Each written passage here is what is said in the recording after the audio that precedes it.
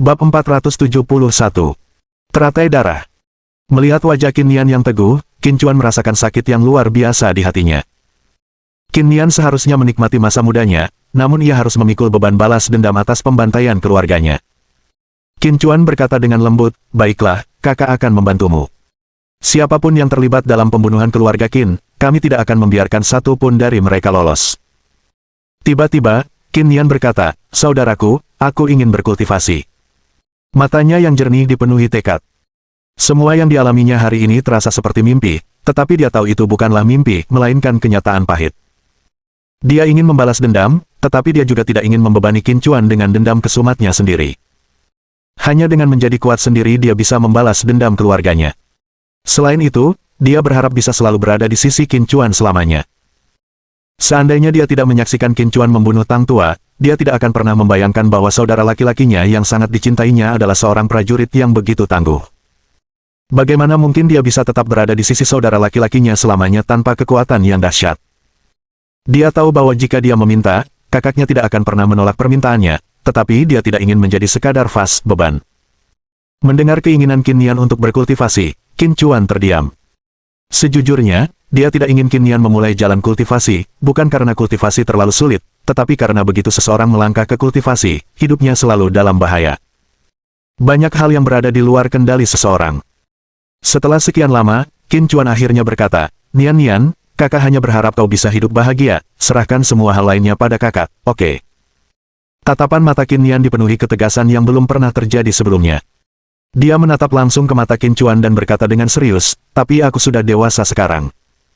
Aku tidak bisa selalu bergantung pada kakek dan kakak seperti dulu, kan?" Saat dia berbicara, matanya tiba-tiba kembali berkaca-kaca, dan suaranya tercekat saat dia berkata, "Kakek telah meninggalkanku selamanya." Setelah mengatakan itu, dia menundukkan kepala dan air mata mulai menggenang di matanya. Hati Qin Chuan terasa sakit sekali. Kepergian Qin Wang juga menyebabkannya sangat berduka. Ketika Qin Nian mendongak lagi, matanya yang merah dipenuhi dengan tekad bulat saat dia berkata dengan sangat serius, "Kakak, aku ingin berkultivasi. Aku ingin menjadi seniman bela diri hebat sepertimu." Qin Chuan tetap diam, hanya mengamati Qin Nian. Namun, tatapan Qin Nian tetap tegas, tidak menunjukkan tanda-tanda mundur. Setelah sekian lama, Qin Chuan menghela napas panjang lalu mengangguk, "Baiklah, kakak berjanji padamu." Dia tahu bahwa kematian Qin Wang dan kenyataan bahwa Qin Nian adalah satu-satunya yang selamat dari pembantaian keluarganya telah memberikan pukulan telak padanya. Akan sangat sulit untuk mengubah pikiran Qin Nian dalam situasi seperti itu. "Saudaraku, kau masih di sini, dan itu sungguh luar biasa." Senyum muncul di wajah Qin Nian, tetapi saat dia tersenyum, air mata terus mengalir di pipinya. Qin Chuan melangkah maju dan memeluk Qin Nian. Pada saat itu, keheningan lebih ampuh daripada kata-kata. Ketika kakak beradik itu kembali ke villa, Tang Yuer sudah menyiapkan makanan. Setelah mereka bertiga makan, Tang Yuer pergi membersihkan dapur, hanya menyisakan Qin Chuan dan Qin Nian di ruang tamu. "Apakah Anda mengenali cincin lotus ini?" Qin Chuan tiba-tiba mengeluarkan sebuah cincin yang diukir dengan gambar bunga lotus. Ketika Qin Nian melihat cincin itu, dia terkejut, dengan cepat menarik celana panjangnya ke atas untuk memperlihatkan pergelangan kakinya, yang memiliki tato bunga teratai yang persis seperti pada cincin teratai, tampak sangat nyata dalam setiap detailnya. Bunga teratai pada cincin teratai memiliki ukuran yang sama persis dengan yang ada di pergelangan kaki Qin Nian, dan bahkan detail terkecil dari bunga teratai tersebut pun identik. Qin Nian bertanya dengan heran, "Kakak, dari mana kau mendapatkan cincin ini?" Qin Chuan berkata, "Aku mendapatkan cincin ini dari seorang pembunuh bayaran. Ini adalah hadiah yang diberikan oleh Long Sanlin, menantu keluarga Murong, atas pembunuhan kepala keluarga Murong." Long Sanlin mengatakan bahwa cincin teratai menyembunyikan seluruh kekayaan keluarga Qin yang telah dimusnahkan. Wajah Qin Nian memucat pasi saat ia menggenggam erat cincin teratai dan, dengan mata berkaca-kaca, menatap Qin Chuan dan bertanya, "Saudaraku, apakah menurutmu keluarga Qin dimusnahkan karena cincin teratai ini?" Qin Chuan berkata dengan suara berat, "Mungkin. Selain yang baru saja kukatakan, ada hal lain.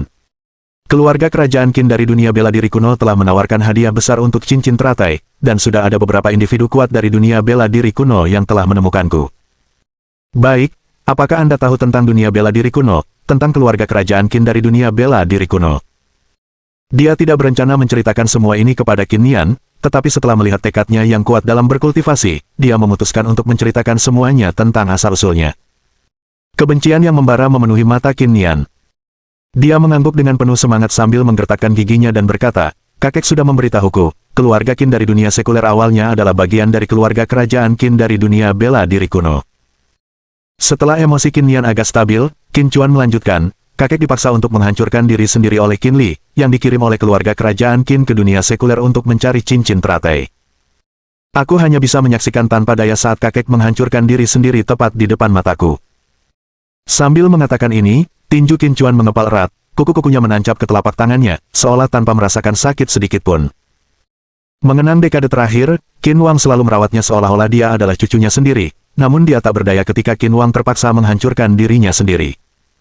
Dia hanya bisa menyaksikan tanpa daya, hatinya dipenuhi rasa sakit. Saudara laki-laki. Qin Nian bisa merasakan sakit di hati Qin Chuan saat dia menggenggam tangannya erat-erat. Hatinya juga dipenuhi rasa sakit yang luar biasa, tetapi karena kakeknya telah sepenuhnya tiada dari dunia ini, satu-satunya hal yang bermakna untuk dilakukan adalah mengubah rasa sakit itu menjadi motivasi untuk membalas dendam. Aku sudah membunuh Qin Li, tapi dendam darah kakek belum terselesaikan. Qin Chuan berkata dengan suara serius, jika aku mengetahui bahwa pembantaian keluarga Qin terkait dengan keluarga kerajaan Qin, maka aku, saudaramu, akan membawamu ke keluarga kerajaan Qin, dan kita akan menyelesaikan dendam lama dan baru bersama-sama. Qin Nian mengangguk dengan tegas, bagus. Dia tiba-tiba menyerahkan cincin teratai kepada Qin Chuan dan berkata, saudaraku, ambillah cincin ini. Qin Chuan menggelengkan kepalanya perlahan dan berkata, cincin teratai selalu menjadi milikmu, dan kau adalah pewaris yang sah. Namun, kau tidak boleh pernah mengeluarkannya. Keluarga kerajaan Qin, meskipun mereka mengirim lebih banyak orang, hanya akan mengira cincin itu masih berada di tanganku. Selama kau tidak mengeluarkannya, tidak seorang pun akan tahu bahwa cincin itu telah kembali kepada pemiliknya yang sah. Qin Nian menatap Qin Chuan dengan wajah khawatir dan berkata, tetapi dengan melakukan ini, bukankah itu berarti bahaya yang seharusnya menjadi tanggung jawabku malah dialihkan kepadamu? Qin Chuan dengan penuh kasih sayang mengacak-acak rambutnya dan berkata lembut, krisismu adalah krisisku. Apakah kau benar-benar ingin aku membiarkan keluarga kerajaan Qin menargetkanmu? Qin Nian terdiam. Dia tahu bahwa dalam kondisinya saat ini, dia tidak akan mampu menahan niat membunuh dari keluarga kerajaan Qin. Dia membuat sumpah rahasia dalam hatinya untuk berlatih dengan sungguh-sungguh dan berusaha agar segera menjadi pendukung yang kuat bagi saudara laki-lakinya. Qin Nian tiba-tiba berkata dengan ekspresi serius, kakak, ajari aku cara berkultivasi. Memahami pikiran Qin Nian, Qin Chuan mengangguk dan berkata, selanjutnya, aku akan mengarahkan aliran energi spiritual ke dalam tubuhmu. Jangan menolak sama sekali, terimalah sepenuhnya energi spiritual ini dan rasakan dengan saksama arah alirannya di dalam tubuhmu. Qin Nian menarik napas dalam-dalam, suaranya penuh antisipasi, kakak, aku siap. Mari kita mulai. Qin Chuan mengangguk, lalu meraih tangan Qin Nian dan mulai mengarahkan aliran energi spiritual murni ke dalam tubuhnya. Awalnya, Qin Nian tidak bereaksi, tetapi segera, gelombang rasa sakit yang hebat menyebar ke seluruh tubuhnya. Qin Nian tak tahan menahan rasa sakit dan menjerit keras. Tepat saat itu, tanda teratai samar di pergelangan kakinya tiba-tiba berubah menjadi teratai berwarna darah. Teratai darah itu mekar lebih besar dengan kecepatan yang terlihat oleh mata telanjang, seolah-olah hidup kembali. Bahkan Qin Chuan pun tercengang melihat pemandangan ini. Bab 472 Tubuh Ilahi Teratai Darah. Saat bunga teratai darah di pergelangan kaki Qin Nian mekar semakin besar, ratapan kesakitan Qin Nian pun semakin keras, seolah menahan rasa sakit yang tak tertahankan. Tubuh reinkarnasi teratai darah. Pikiran Qin Chuan tiba-tiba teringat akan sebuah wujud khusus, dan dia bergumam, tubuh reinkarnasi teratai darah adalah salah satu dari 10 tubuh ilahi agung yang tercatat dalam catatan Kunlun. Menurut catatan Kunlun, memiliki tubuh ilahi jenis apapun, begitu memulai jalan kultivasi, kecepatan kultivasi akan jauh melampaui kecepatan para seniman bela diri biasa. Tak lama kemudian, dia mengingat kembali semua hal tentang tubuh reinkarnasi teratai darah yang tercatat dalam catatan Kunlun. Qin Chuan berkata dengan sungguh-sungguh, Nian akan mengaktifkan tubuh reinkarnasi teratai darah. Itulah sebabnya dia menahan rasa sakit yang luar biasa, hanya dengan melewati ini tubuh ilahi dapat diaktifkan sepenuhnya. Sambil berpikir demikian, ia buru-buru berkata kepada Qin Nian, Nian, berusahalah sekuat tenaga untuk bertahan, jalan kultivasimu di masa depan akan jauh melampaui orang biasa. Wajah Qin Nian meringis, sambil berkata dengan kesakitan yang luar biasa, sakit. Sakit sekali. Kakak, sakit sekali. Qin Chuan berteriak, bertahanlah. Saat ini, dia tidak perlu melakukan apapun, dan dia juga tidak bisa membantu Qin Nian, dia hanya bisa mengandalkan tekadnya untuk melewati ini. Jika ia berhasil melewati ini, tubuh reinkarnasi teratai darah Qin Nian akan sepenuhnya aktif, dan ia pasti akan mencapai puncak dunia bela diri kuno di masa depan. Namun, jika ia gagal, Qin Nian mungkin hanya akan menjadi seniman bela diri biasa, atau bahkan mungkin kehilangan kemampuannya untuk berkultivasi karena kegagalan mengaktifkan tubuh ilahi. Sekarang, kekuatan sangat penting bagi Qin Nian, dan dia pasti tidak akan menerimanya jika dia benar-benar kehilangan kualifikasi untuk berkultivasi. Mendengar keributan itu, Tang Yuer juga berlari mendekat dan, melihat Qin Nian kesakitan, dia bertanya dengan wajah cemas, "Kakak Qin, ada apa dengan Nian Nian?" Qin Chuan berkata dengan suara berat, "Jangan khawatir, dia akan baik-baik saja." Dia tidak menjelaskan banyak, meskipun Qin Nian memiliki tubuh reinkarnasi teratai darah, tubuh itu perlu diaktifkan sebelum dapat sepenuhnya melepaskan potensi tubuh ilahi, dan jika tidak dapat diaktifkan, semuanya akan sia-sia. Seiring waktu berlalu, Qin Chuan dan Tang Yuer hanya bisa menyaksikan Qin Nian menderita luar biasa, tanpa mampu memberikan pertolongan. Teratai darah yang semula berukuran cincin kini telah mekar sepenuhnya, teratai berwarna darah, seperti tato raksasa, menyebar di seluruh tubuh Qin Nian. Teratai darah itu seolah memiliki kehidupan sendiri, terus membesar di tubuh Qin Nian, tampak seperti teratai darah raksasa yang menyelimutinya. Qin Chuan berkata dengan tegang, "Bertahanlah sedikit lebih lama, hampir berhasil." Karena tegang, telapak tangannya berkeringat. Dia tahu bahwa begitu teratai darah mekar sepenuhnya dan menyebar ke seluruh tubuh Qin Nian, tubuh reinkarnasi teratai darah akan berhasil diaktifkan. Kini, teratai darah hampir sepenuhnya menutupi tubuh Qin Nian, serangan itu akan segera berhasil. Meskipun Tang Yuer tidak tahu apa yang terjadi pada Qin Nian, dia telah menyaksikan teratai darah tumbuh terus-menerus dan wajahnya dipenuhi keheranan. Wajah Qin Nian masih menunjukkan rasa sakit, tetapi saat teratai darah terus tumbuh, aura kuat mulai terpancar dari tubuhnya. Tang Yuer terkejut dalam hati karena, dengan kultivasinya yang berada di tahap awal alam raja, dia benar-benar merasakan tekanan yang berasal dari Qin Nian. Apa sebenarnya yang terjadi pada Nian Nian? Bukankah dia hanya gadis biasa? Bagaimana dia bisa melepaskan tekanan yang bahkan membuatku takut? Tang Yuer terkejut. Tepat ketika teratai darah tumbuh dan mekar sepenuhnya, Qin Nian tiba-tiba mengeluarkan ratapan yang menyakitkan, dan aura mengerikan menyembur keluar dari tubuhnya, menyapu ke segala arah. Qin Chuan melambaikan tangannya, dan sebuah penghalang tak terlihat menyelimuti Qin Nian, mencegah aura yang keluar darinya menyebar ke sekitarnya. Qin Chuan berkata dengan wajah terkejut, "Apakah ini kekuatan tubuh reinkarnasi teratai darah?" Hanya dengan mengaktifkan tubuh ilahi, tekanan yang begitu mengerikan telah muncul. Pada saat itu, momentum yang meledak dari dalam diri Qin Nian perlahan mereda, dan ekspresi kesakitan di wajahnya pun menghilang. "Saudaraku, aku sangat lelah." Qin Nian hanya mengucapkan satu kalimat sebelum benar-benar kehilangan kekuatannya dan pingsan. Qin Chuan berkata pelan, "Tidurlah nyenyak sekarang." Dia tidak menggendong Qin Nian kembali ke kamar tidur, melainkan membiarkannya beristirahat di sofa. Pada saat ini, teratai darah raksasa yang baru saja mekar di tubuh Qin Nian telah memudar, kembali menjadi teratai hijau kecil seukuran cincin di pergelangan kakinya. Sungguh ajaib. Tang Yuer bertanya dengan heran, "Kakak Qin, apakah bunga teratai merah besar di pergelangan kaki Nian Nian tadi sama dengan bunga teratai hijau kecil di pergelangan kakinya?" Qin Chuan mengangguk, ini kemungkinan besar adalah warisan garis keturunan yang Nian Nian terima sejak lahir, dan dia baru saja mengaktifkan garis keturunan ini sepenuhnya. Mengatakan bahwa itu adalah warisan garis keturunan bukanlah hal yang salah, karena tubuh reinkarnasi teratai darah berasal dari warisan tersebut.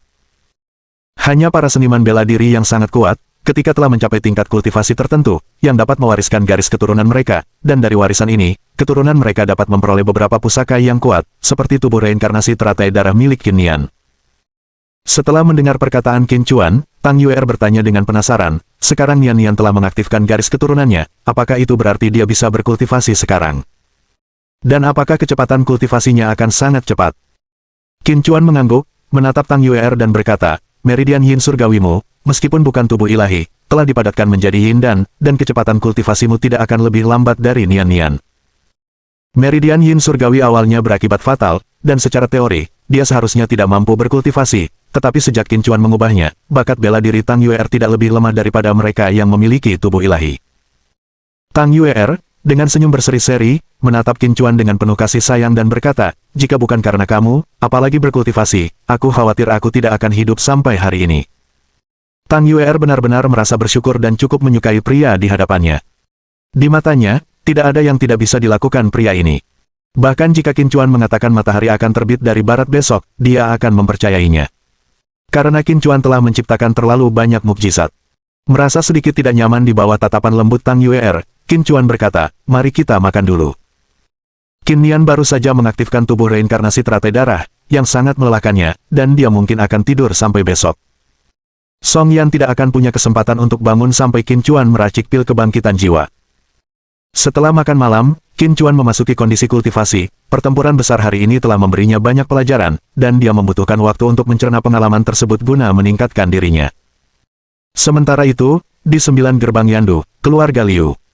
Liu Hanwen terhuyung-huyung masuk ke kediaman keluarga Liu, wajahnya dipenuhi kepanikan saat dia berkata, "Ayah, ini gawat. Tang Tua telah mengkhianati keluarga Liu, dan dia bahkan mencoba membunuhku." Mendengar kata-katanya, ekspresi keluarga Liu berubah drastis. Tang Tua adalah petarung andalan keluarga mereka. Bagaimana mungkin dia mengkhianati mereka? Liu Zihong, dengan rasa tidak percaya dan amarah yang meluap, berseru, "Apa yang kau katakan?"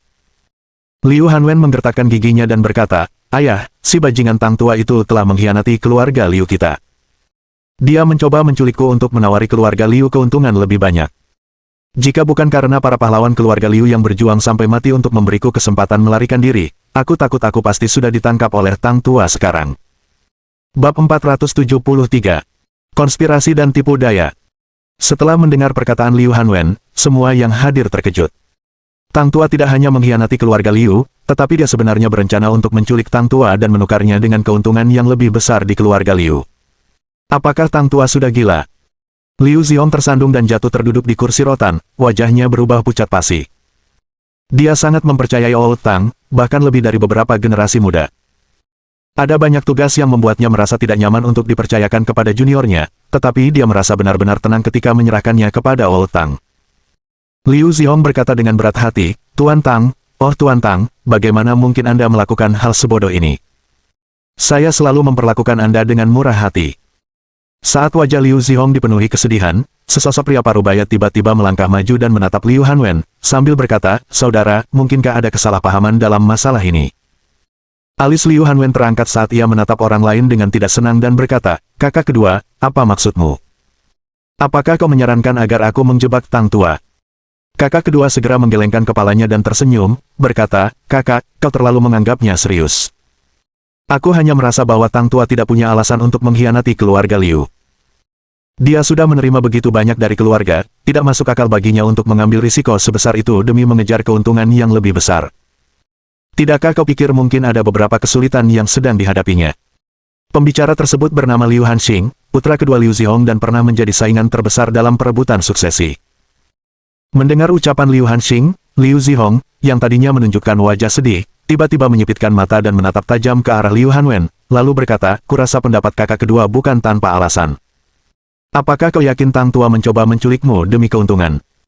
Rasa dingin menjalar jauh ke dalam pupil mata Liu Hanwen, tetapi di permukaan, dia masih menunjukkan ekspresi panik, dan dengan bunyi, plop, dia berlutut ke tanah dan buru-buru berkata, "Ayah, aku tidak akan berani menipumu dengan sepatah kata pun. Lagi pula, menurutmu aku berani menggunakan masalah seperti itu untuk menipumu? Jika bukan karena para ahli keluarga Liu yang kubawa untuk menahan Tang Tua, aku pasti sudah jatuh ke tangannya. Mengenai apakah Old Tang sedang menghadapi kesulitan, saya tidak tahu. Yang saya tahu hanyalah dia berusaha menculik saya sebagai imbalan atas keuntungan yang lebih besar."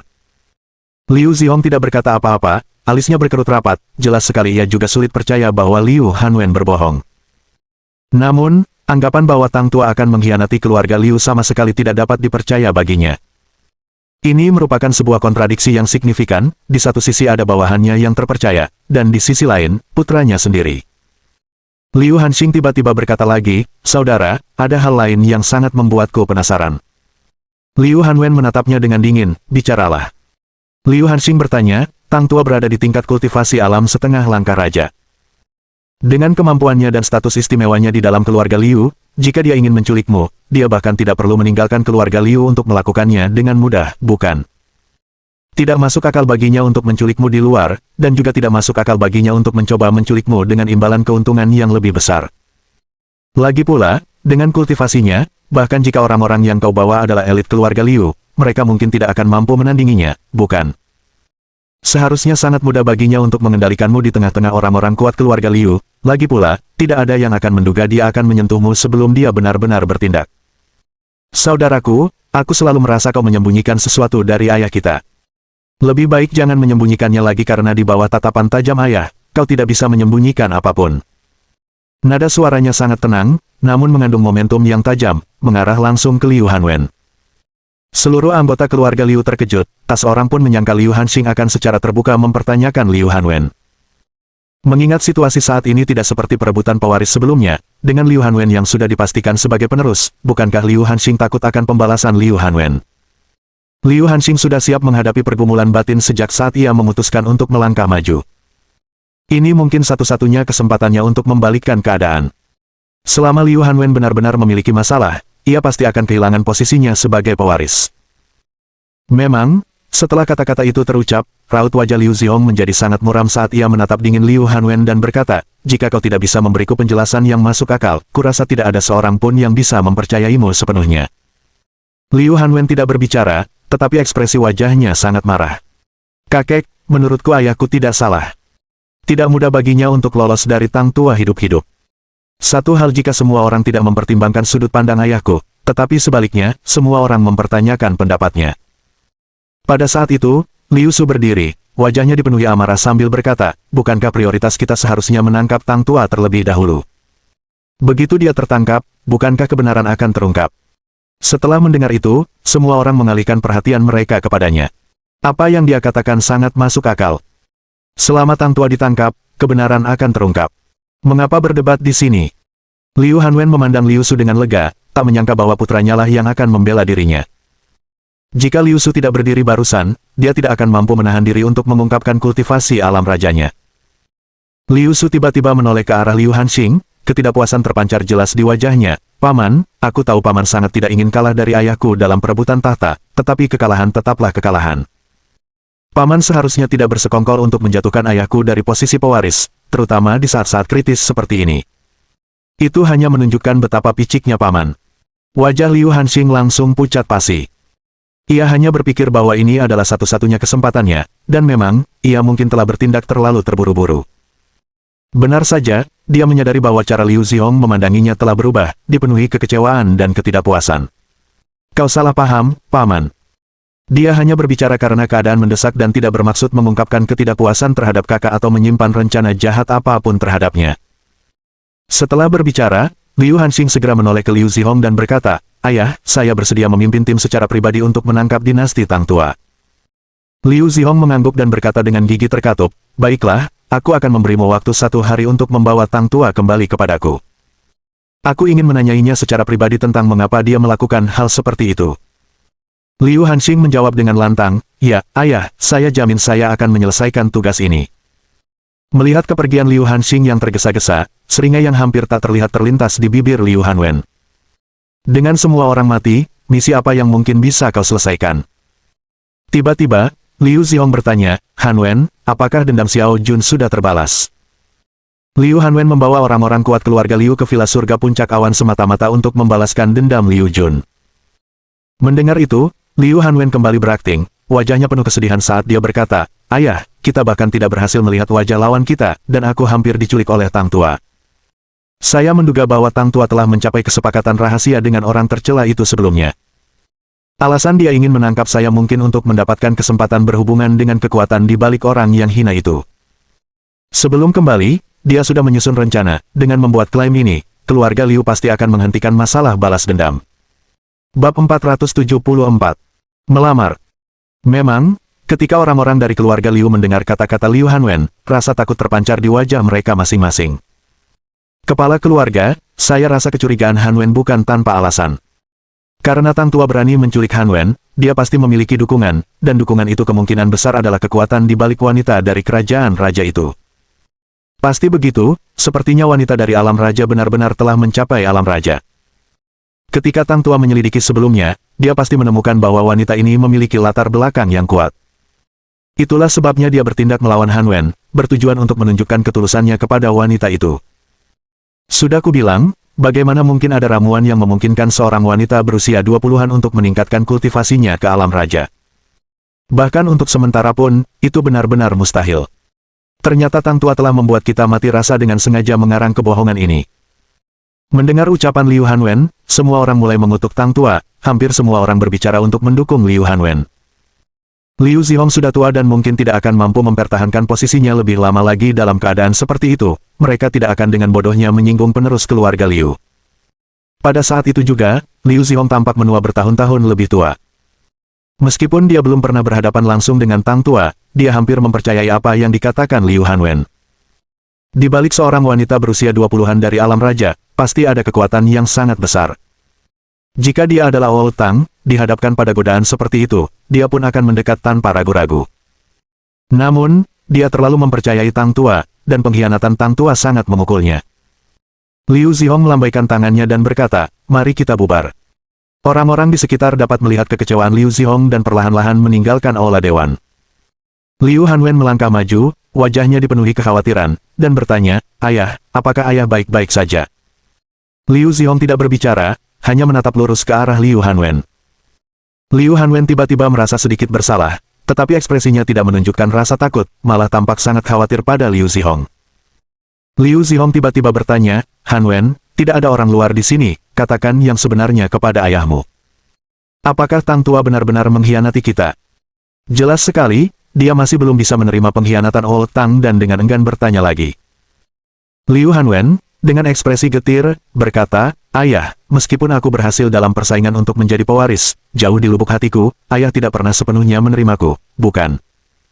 Liu Zihong menghela napas panjang tetapi tidak menjawab pertanyaan Liu Hanwen, tetap diam. Liu Hanwen berkata, "Jika tidak ada pilihan lain, maka saya akan pergi duluan." Setelah berbicara, dia bangkit dan pergi, tetapi ketika sampai di pintu ruang dewan, dia tiba-tiba berhenti, membalikkan badannya membelakangi Liu Zihong, dan berkata, "Ayah, semua yang kukatakan itu benar." Kali ini, dia tidak tinggal lebih lama dan pergi dengan langkah besar. Liu Zihong memperhatikan sosok Liu Hanwen yang pergi dan melambaikan tangannya, ingin mengatakan sesuatu, tetapi akhirnya, dia tidak memanggil Liu Hanwen. Liu Zihong bersandar di kursi rotan, wajahnya dipenuhi kesedihan, dan berkata, "Mungkin, sudah saatnya menyerahkan keluarga kepada Hanwen." Kejadian ini sangat menyakitinya, dan sekarang dia merasa kelelahan, tiba-tiba ingin meninggalkan posisi ini dan menikmati hidup. Saat Liu Hanwen berbalik untuk pergi, hatinya dipenuhi harapan, berharap Liu Zihong akan memanggilnya dan menyerahkan posisi kepala keluarga kepadanya. Namun, ia kecewa karena hingga ia meninggalkan ruang dewan, Liu Zihong belum memanggilnya. Setelah kembali ke kediamannya, ekspresi Liu Hanwen berubah sangat muram, dan dia bergumam, "Tuan Qin hanya memberi saya waktu 3 hari, jika saya tidak dapat sepenuhnya mengendalikan keluarga Liu, Tuan Qin pasti akan tidak senang. Bagaimana tepatnya saya bisa mengambil kendali penuh atas keluarga Liu dalam waktu 3 hari?" Untuk beberapa saat, Liu Hanwen tenggelam dalam pikiran. Pada saat itu, Liu Su tiba. Liu Hanwen kemudian tersadar dari lamunannya dan, sambil memandang putranya yang dengan gegabah menerobos masuk, berkata dengan tidak senang, "Kau seharusnya bergabung dengan tim pertempuran Grandmaster, kau harus sangat berhati-hati dalam tindakanmu mulai sekarang." Liu Su, dengan agak tak berdaya, berkata, "Ayah, aku tahu apa yang harus kulakukan. Bukankah kita di rumah? Tidak perlu banyak aturan." Liu Hanwen tak perlu berkata lebih banyak dan mengerutkan kening sambil bertanya, "Apa yang kau butuhkan?" Liu Su terkekeh dan berkata, "Ayah, sepertinya jalanku masuk ke tim pertempuran Grandmaster sudah cukup aman. Bisakah ayah membantuku?" Melihat ekspresi licik Liu Su, Liu Hanwen berkata dengan tegas, "Apa yang sedang kau rencanakan sekarang?" Liu Su berkata, "Ayah, aku ingin ayah membawaku ke keluarga Lu untuk melamar. Aku ingin menikahi Lu Yanwu. Kepada keluarga Lu untuk melamar." Liu Hanwen terdiam sejenak, dia tahu bahwa Liu Su menyukai Lu Yanwu, tetapi dia tidak menyangka Liu Su akan begitu tidak sabar. Liu Su mengangguk dengan penuh semangat dan ekspresi tegas, "Ayah, aku dan Lu Yanwu adalah kekasih sejak kecil, dan aku tumbuh bersama kakaknya, Lu Yanfei, seperti saudara kandung. Tidak ada orang yang lebih cocok untukku selain Lu Yanwu. Lagi pula, ini adalah momen penting karena Anda akan segera mengambil alih posisi kepala keluarga. Jika saya bisa menikahi Lu Yanwu saat ini, itu pasti akan memberikan dukungan yang luar biasa bagi Anda." Kakek Lu Yanwu adalah anggota Dewan Tetua Domain Pertempuran, dan saudara laki-lakinya, Lu Yanfei, meskipun tidak sekuat saya, telah bergabung dengan tim tempur naga Azure dan kemungkinan akan segera mencapai keterampilan penguatan. Dia akhirnya akan bergabung dengan tim tempur Grandmaster. Oleh karena itu, pernikahan saya dengan Lu Yanwu akan menjadi peristiwa yang menggembirakan bagi keluarga Liu dan keluarga Lu, bermanfaat dalam segala hal dan tidak merugikan sama sekali.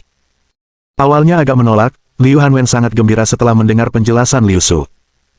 Seperti yang dikatakan Liu Su, pernikahannya dengan Lu Yanwu memang akan menjadi peristiwa yang membahagiakan. Setelah Liu Su selesai berbicara, dia tampak gugup, tidak yakin apakah Liu Zihong akan setuju. Saat dia masih khawatir, Liu Hanwen berkata, "Baiklah, aku akan bersiap-siap dan kemudian akan mengantarmu ke keluarga Lu untuk melamar." Liu Su terkejut, "Ayah, apakah ayah serius?" Dia tidak menyangka Liu Hanwen akan setuju begitu saja dan agak tidak percaya. Liu Hanwen memukul kepala Liu Su dengan keras dan berkata dengan kesal, "Jangan banyak omong kosong lagi, atau aku tidak akan pergi." Hahaha. Setelah yakin bahwa ia telah mendengar dengan benar, Liu Su tertawa terbahak-bahak dan berkata, "Ayah, aku sudah siap sejak lama, hanya menunggu ayah pergi bersamaku." Tak lama kemudian, keduanya berangkat dari keluarga Liu, langsung menuju keluarga Lu, salah satu dari 9 gerbang Yandu. Di rumah keluarga Lu, yang merupakan villa terpisah, Lu Yanwu duduk di dekat jendela lantai 2, menatap kosong keluar. "Aku penasaran bagaimana kabar kakak Qin. Bukankah dia bilang akan mengunjungi keluarga Lu setelah semuanya beres? Kenapa dia belum datang juga? Kuharap tidak terjadi apa-apa padanya." Wajah Lu Yanwu dipenuhi kekhawatiran. Sejak dibawa kembali ke keluarga Lu dari villa puncak awan surga oleh Lu Qing, dia merasa cemas. Dia ingin menghubungi Lu Yaozong, tetapi sejak dibawa pulang, ponselnya disita, dan dia dikurung di kamarnya, tidak dapat menghubungi dunia luar. Dia tahu bahwa jika dia bisa menghubungi kakeknya pasti akan membujuk kakek buyutnya untuk mengirimkan bantuan besar kepada Qin Chuan. Namun dia tidak bisa pergi, dan dia juga tidak bisa menghubungi kakeknya. "Nona, kepala keluarga meminta Anda untuk turun." Tepat saat itu, suara seorang pelayan tiba-tiba terdengar dari lantai bawah. Lu Yanwu langsung diliputi kegembiraan dan bergegas lari ke bawah. Kakek buyutnya ingin bertemu dengannya, pasti berarti kakeknya telah menghubunginya. Asalkan keluarga Lu bisa mengirimkan seseorang yang kuat untuk membantu kakak Qin, penderitaan yang dia rasakan akan sepadan. Bab 475. Lebih baik mati daripada menikah. Lu Yanwu tiba di ruang resepsi dengan wajah penuh sukacita, tetapi begitu melangkah masuk, dia merasakan ada sesuatu yang tidak beres. Karena di dalam ruang resepsi, selain kakek buyutnya Lu Yaosheng, ada juga orang luar yang hadir, khususnya pewaris keluarga Liu, Liu Hanwen dan Liu Su. Namun, bukan itu poin utamanya. Poin utamanya adalah bahwa di atas meja di dekatnya, terdapat berbagai kotak hadiah yang dibungkus dengan indah, semuanya diikat dengan pita sutra merah cerah. Lu Yanwu tiba-tiba merasakan firasat buruk di hatinya, tetapi ia tetap menekan amarah yang dengan cepat membuncah di dalam dirinya dan menatap Lu Yaosheng untuk bertanya, "Kakek buyut, apakah Anda ingin bertemu saya?" Lu Yaosheng tersenyum dan berkata, "Aku memanggilmu karena ada kabar gembira yang ingin kuumumkan." Sebelum Lu Yaosheng menyelesaikan kalimatnya, Lu Yanwu menyelat tanpa basa-basi, "Kakek buyut, karena ini acara yang menggembirakan, tentu saja harus diumumkan saat kakek hadir, kan?" Setelah perkataannya terinterupted, alis Lu Yaosheng berkerut, dan dia menegur, "Apa? Tanpa kakekmu di sini, kakek buyutmu tidak lagi memiliki wewenang untuk mengumumkan peristiwa bahagia."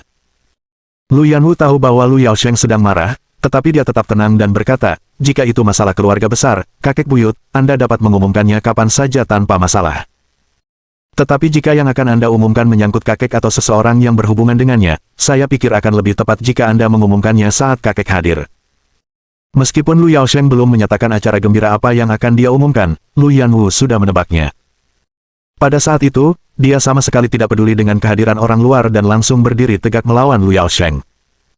Jika dia tidak mempertahankan pendiriannya sekarang, tidak akan ada kesempatan lagi.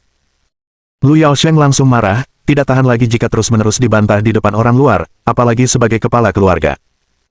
Di aula resepsi yang luas, keheningan mencekam menyelimuti ruangan, dan para anggota keluarga Lu terlalu takut bahkan untuk bernapas lega, karena tahu bahwa kepala keluarga benar-benar sangat marah.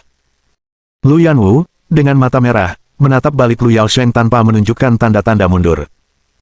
Lu Yaosheng melirik Lu Yanwu dengan dingin, lalu menoleh ke Liu Hanwen dengan senyum malu, dan berkata, "Saya mohon maaf karena membiarkan tuan muda menyaksikan pemandangan seperti itu." Liu Hanwen segera berkata, "Paman Lu terlalu serius, aku tahu betul seperti apa Yanwu itu. Jika aku terhibur oleh hal sepele seperti ini, aku tidak akan datang hari ini membawa Liu Su untuk melamar." Liu Su juga berkata, "Kakek Lu, aku sangat menyukai temperamen Yanwu. Aku sudah sangat menyukainya selama bertahun-tahun dan selalu berpikir bahwa begitu aku menjadi anggota tim pertempuran Grandmaster, aku akan melamar. Meskipun aku belum bergabung dengan tim pertempuran Grandmaster, aku telah memenuhi semua syarat untuk bergabung, dan sekarang aku hanya menunggu formalitas sebelum aku dapat secara resmi menjadi anggota. Aku telah mengumpulkan keberanian untuk meminta bantuan ayahku dalam melamar keluarga Lu, dan aku berharap kakek Lu akan mengabulkan lamaran ini. Yakinlah, begitu aku menikahi Yanwu, aku akan sangat mencintainya dan tidak akan pernah membiarkannya menderita kesedihan. Mendengar ucapan ayah dan anak itu, Lu Yaosheng langsung berseri-seri, tertawa dan berkata, bagus sekali, merupakan suatu kehormatan bagi Yan Wu untuk menikahi Liu Su. Wajah Lu Yan Wu memucat pasi, dia sudah menduga hasil ini sejak pertama kali memasuki ruang penerimaan tamu, namun ketika itu dikonfirmasi, dia tetap tidak bisa menerimanya. Yan Wu, kau juga sudah mendengarnya, jadi izinkan aku mengumumkannya langsung. Aku telah menyetujui lamaran keluarga Liu. Daripada memilih tanggal yang lebih lambat, ulang tahunku yang ke-80 tinggal 3 hari lagi, jadi mari kita adakan pesta pertunangan pada saat itu. Lu Yaosheng berkata sambil tertawa, lalu menatap Liu Hanwen, bagaimana menurutmu, keponakanku yang muda dan berbakat? Liu Hanwen sangat gembira, buru-buru berkata, bagus, aku akan segera pulang dan memberitahu ayahku tentang kabar gembira ini. Kita bisa mengadakan pesta pertunangan di rumah keluarga Lu, sekaligus merayakan ulang tahun paman, sehingga kebahagiaan kita berlipat ganda. Qin Chuan telah memberinya waktu 3 hari untuk menjadi patriark keluarga Liu, dan sekarang Lu Yaosheng sendiri telah menetapkan pesta pertunangan 3 hari kemudian. Ini bisa memberikan kesempatan sempurna bagi ayahnya untuk turun tahta demi dirinya. Haha. Lu Yaosheng sangat senang, tertawa dan berkata, kamu memang sangat perhatian, keponakanku. Lu Yanwu panik, suaranya bernada tangis, kakek buyut, aku belum setuju, dan kakek juga belum setuju. Bagaimana mungkin kau menerimanya begitu saja? Ia berharap bisa mengulur waktu, selama ia memohon kepada kakek Lu, kakeknya pasti tidak akan memaksanya menikahi Liu Su. Namun sekarang, ia bahkan belum sempat menghubungi kakek Lu, dan kepala keluarga Lu telah mengumumkan pertunangan itu secara terbuka. Apa yang harus ia lakukan sekarang? Pembangkangan publik Lu Yanwu yang berulang kali telah membuat Lu Yaosheng sangat tidak puas dengannya. Penolakan dan pembangkangan publiknya yang berturut-turut hanya membuat ekspresi Lu Yaosheng semakin dingin dengan kecepatan yang terlihat jelas. Tampar dia. Lu Yaosheng hanya mengucapkan 2 kata, dan penjaga yang tadinya berdiri diam di belakangnya seketika muncul di hadapan Lu Yanwu. Sebuah tamparan keras terdengar, dan penjaga itu telah kembali ke sisi Lu Yaosheng. Jejak tangan yang jelas langsung muncul di wajah Lu Yanwu, dan darah menetes dari sudut mulutnya. Lu Yaosheng berkata dingin, anggap ini sebagai pelajaran kecil. Berani bicara seenaknya lagi, dan jangan salahkan aku jika aku tidak sopan. Air mata tiba-tiba menggenang di mata Lu Yanwu. Dia tidak pernah menyangka bahwa kepala keluarga Lu, yang selalu baik padanya, akan memperlakukannya seperti ini suatu hari nanti. Sambil berlinang air mata, Lu Yanwu menatap Lu Yaosheng dengan tegas dan berkata, meskipun itu membunuhku, aku tidak akan menikahi Liu Su. Begitu kata-kata itu terucap, ruang resepsi yang luas itu langsung diselimuti keheningan yang mencekam, seolah-olah suhu telah turun beberapa derajat. Ekspresi Lu Yaosheng berubah menjadi sangat dingin ketika pembangkangan berulang-ulang dari Lu Yanwu benar-benar membuatnya marah. Secercah cahaya dingin berkedip di kedalaman mata Liu Su. Perlawanan Lu Yanwu terhadap Lu Yaosheng juga merupakan penghinaan baginya, bukan? Dia adalah tuan muda dari keluarga Liu, yang akan segera bergabung dengan tim pertempuran Grandmaster, sebuah kelompok elit masa depan di domain pertempuran. Ayahnya adalah pewaris keluarga Liu, seberapa mulia statusnya. Hanya dengan sebuah isyarat, tak terhitung banyaknya wanita muda dan cantik akan dengan sukarela berbondong-bondong mendatanginya. Namun, pria sehebat dia berulang kali ditolak oleh Lu Yanwu. Tiba-tiba, Lu Yaosheng angkat bicara, ulangi lagi apa yang baru saja kau katakan. Lu Yanwu baru saja akan membuka mulutnya ketika Liu Su dengan cepat berdiri dan berbicara kepada Lu Yaosheng, kakek Lu, tolong tenangkan amarahmu.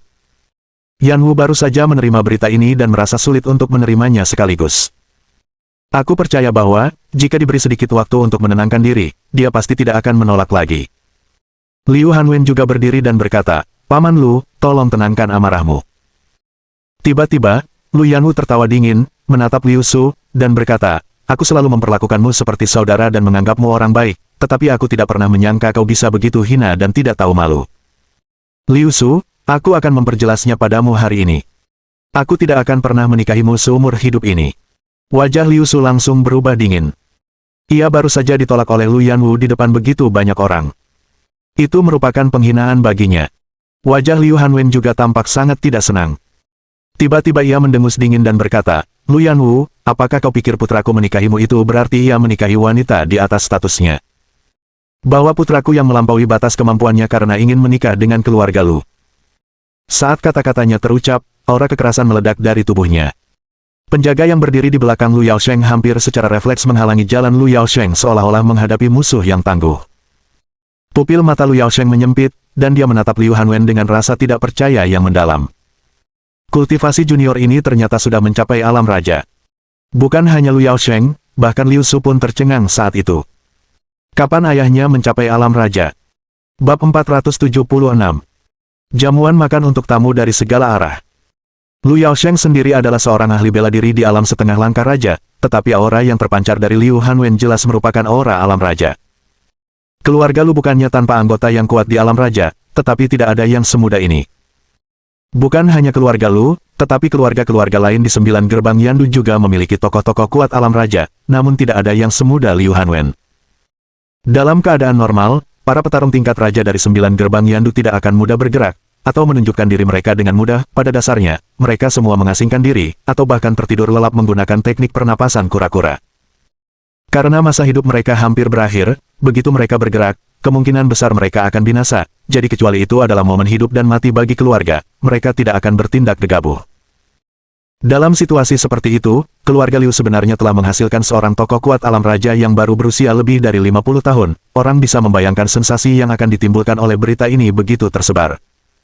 Dasar makhluk busuk, kenapa kau tidak berlutut untuk meminta maaf kepada Paman Liu? Setelah tersadar, Liu Yaosheng meraung marah kepada Lu Yanwu. Seandainya Liu Su tidak bersikeras menikahi Lu Yanwu, dia pasti lebih memilih menikahkan Liu Su dengan wanita lain. Dengan munculnya seorang raja tingkat kuat di usia 50-an, hampir dapat dipastikan bahwa selama beberapa dekade ke depan, atau bahkan 100 tahun, keluarga Liu akan menjadi keluarga terkuat secara absolut. Akan ada keuntungan dan tidak ada kerugian sama sekali bagi keluarga Lu jika menjalin aliansi pernikahan dengan keluarga Liu. Sekarang, bukan keluarga Liu yang memohon agar Lu Yanwu menikah dengan mereka, melainkan keluarga Lu yang meminta agar dia melakukannya. Yanwu, cepat berlutut dan minta maaf. Ya, kenapa kau ragu-ragu? Dengan seseorang yang sehebat Liu Su, siapa lagi di seluruh Yandu yang bisa dibandingkan? Liu Su adalah calon penguasa tertinggi, menikah dengannya akan menjadi kehormatan bagimu, Lu Yanwu, cepatlah meminta maaf. Dalam sekejap, seluruh anggota keluarga Lu yang berada di tempat kejadian langsung menyerang Lu Yanwu, seolah-olah mereka ingin memaksanya berlutut di hadapan Liu Hanwen sendiri. Gelombang keputusasaan menyelimuti hati Lu Yanwu, sebagai seorang wanita dari keluarga Lu, dia tahu betul apa artinya memiliki seorang raja tingkat kuat di usia 50-an. Inilah juga alasan mengapa, ketika berita tersebar bahwa Tang Yuer adalah seorang yang sangat kuat di alam raja, 9 gerbang Yandu semuanya mengirim orang kepadanya. Keseimbangan kekuatan di antara 9 gerbang Yandu seimbang, tidak ada yang mampu melakukan apapun terhadap yang lain, tetapi jika sebuah keluarga dapat menghasilkan seorang raja muda yang kuat di alam, itu pasti akan mengganggu keseimbangan ini. Apakah saya membuat kesalahan hanya karena tidak ingin menikah?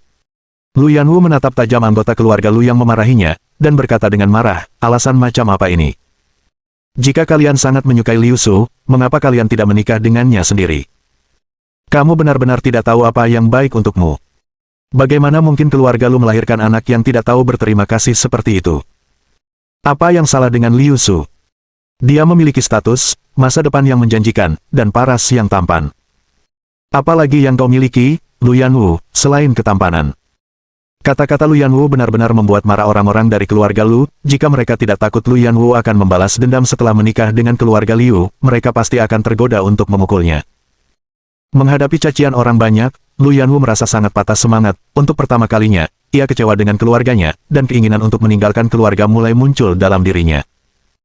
Lu Yanwu tiba-tiba menatap Liu Hanwen dengan ekspresi tanpa rasa takut dan berkata, Paman Liu, bukan berarti Liu Su tidak baik, tetapi dia terlalu hebat, dan saya tidak pantas untuknya.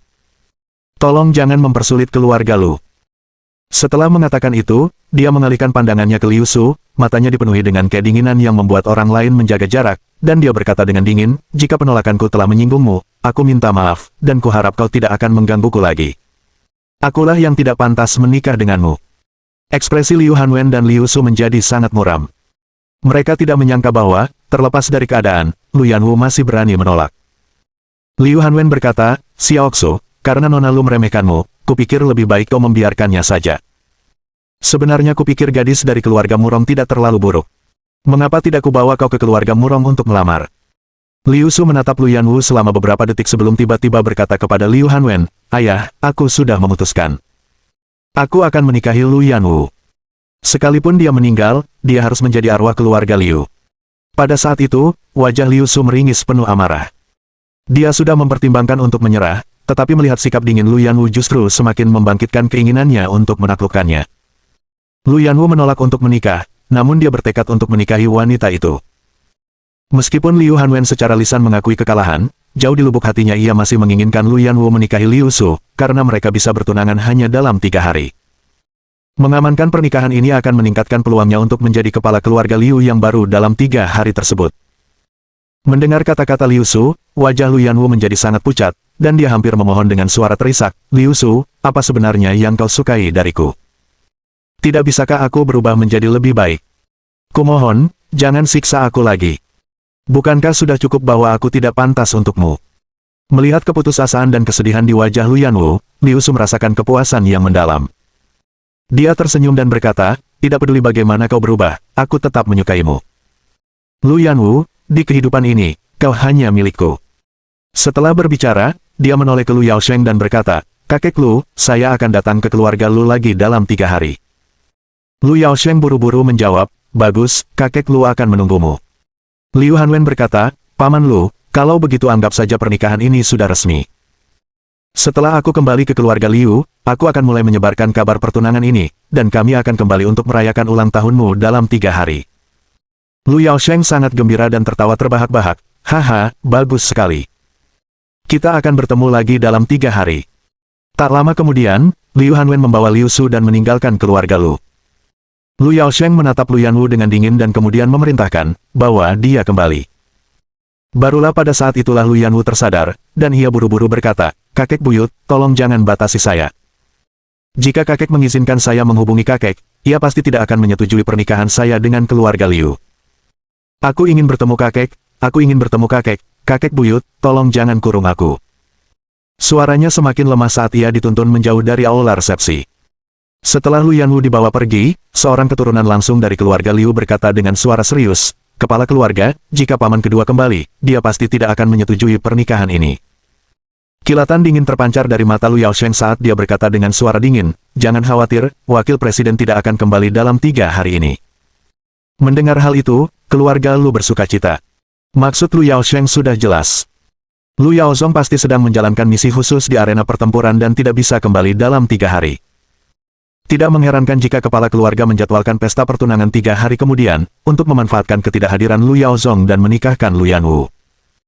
Pada saat Lu Yaozong mengetahuinya, pesta pertunangan sudah berlangsung, dan setiap upaya untuk menghentikannya akan sia-sia.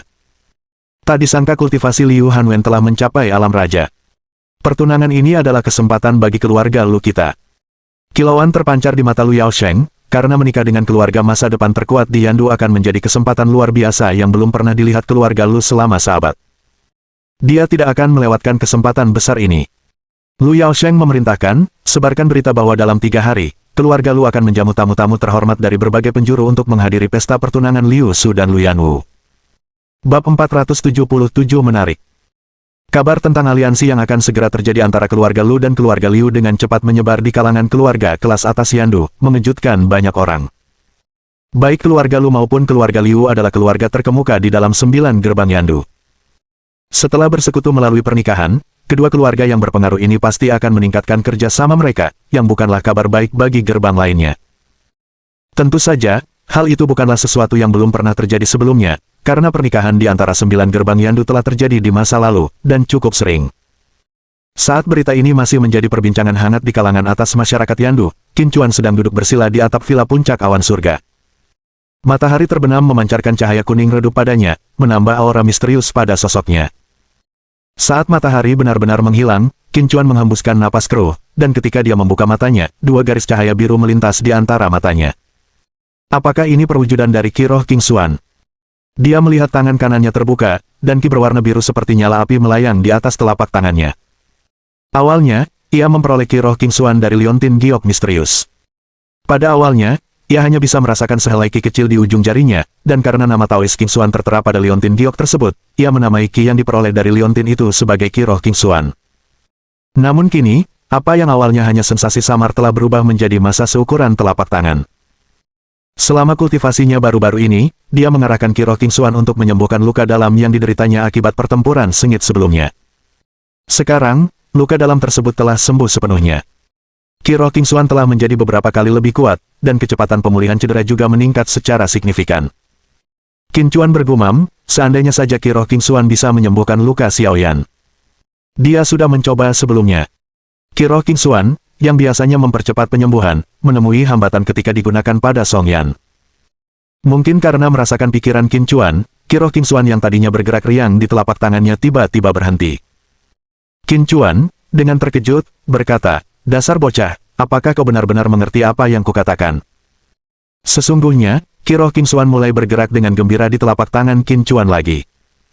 Qin Chuan tercengang. Dia tahu bahwa Ki Roh King Xuan itu misterius, tetapi dia tidak pernah menyangka bahwa masa Ki sebesar itu dapat memahami pikirannya, sungguh menakjubkan. Qin Chuan tersenyum dan berkata, "Bagaimanapun juga, jika bukan karena Anda, luka-luka saya mungkin tidak akan pulih secepat ini." "Terima kasih." Energi Roh King Xuan tampak sangat senang, terbang keluar dari telapak tangannya dan dengan gembira mengelilingi tubuhnya seolah-olah mengungkapkan perasaannya. "Kakak Qin." Tepat saat itu, suara Tang Yuer terdengar dari tangga, dan Ki Roh King Xuan dengan tergesa-gesa kembali ke dantian Qin Chuan. Qin Chuan menoleh ke arah Tang Yuer, lalu bertanya, "Yuer, ada apa?" Tang Yuer berkata, "Kakak Qin, barusan, baik keluarga Liu maupun keluarga Lu mengumumkan bahwa 3 hari lagi mereka akan mengadakan pesta pertunangan untuk Lu Yanwu dan Liu Su di rumah keluarga Lu." Mendengar berita ini, Qin Chuan mengerutkan kening dalam-dalam. Bagaimana mungkin Lu Yanwu setuju untuk menikahi Liu Su? Jelas ada sesuatu yang salah. Qin Chuan bertanya, "Keluarga Lu juga menyebarkan berita itu?" Tang Yuer mengangguk, "Keluarga Lu sangat serius mempersiapkan pesta pertunangan ini dan sudah mulai melakukan persiapan. Konon, acara ini juga bertepatan dengan ulang tahun ke-80 kepala keluarga Lu, Lu Yaosheng." Kerutan di dahi Qin Chuan semakin dalam. Dia merasa ada sesuatu yang janggal. Mengenal Lu Yanwu seperti yang dia kenal, dia pasti tidak akan setuju untuk menikahi Liu Su. Tang Yuer tiba-tiba menambahkan, ada desas-desus bahwa sejak Lu Yanwu dibawa kembali ke keluarga Lu, dia berada di bawah tahanan rumah. Gelombang amarah yang tak bernama meledak dari Qin Chuan. Dia hadir ketika Lu Yanwu dibawa kembali, dan itu atas perintah kepala keluarga Lu, Lu Yaosheng, jelas karena dia khawatir kematian Liu Jun akan melibatkan Lu Yanwu dan, secara tidak langsung, keluarga Lu. Awalnya, karena menghormati Lu Yaozong, Qin Chuan tidak berencana untuk berselisih dengan keluarga Lu, tetapi yang mengejutkannya, keluarga Lu justru menempatkan Lu Yanwu di bawah tahanan rumah. Itu menjelaskan mengapa keluarga Lu menyebarkan berita tentang pesta pertunangan tersebut. Karena Lu Yanwu menolak menikahi Liu Su, dia dikenai tahanan rumah. Qin Chuan bertanya, apakah Lu Yaozong menyetujui pernikahan ini? Tang Yuer menggelengkan kepalanya. "Aku tidak yakin." Semakin Qin Chuan memikirkannya, semakin ia merasa ada sesuatu yang janggal. Lu Yaozong sangat menyayangi Yanwu, jika Yanwu menolak menikahi Liu Su, bagaimana mungkin Lu Yaozong menyetujuinya?